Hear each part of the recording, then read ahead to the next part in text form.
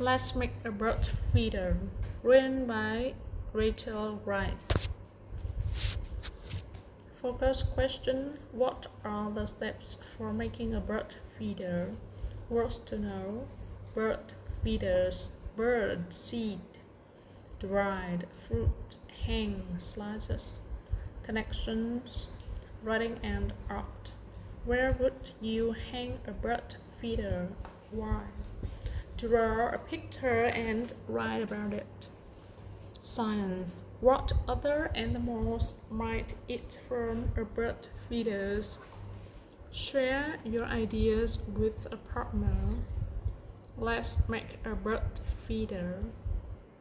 We just need a pan, bird seed, fruit, and water. First, we add bird seed to the pan. Next, we add dried apple to the pan.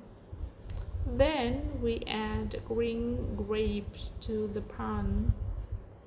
Next, we add red berries to the pan. Then we add orange slices to the pan.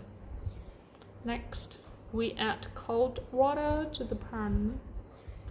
Then we put the pan in the freezer. Later, we take the bird feeder out of the pan. Finally, we hang the bird feeder.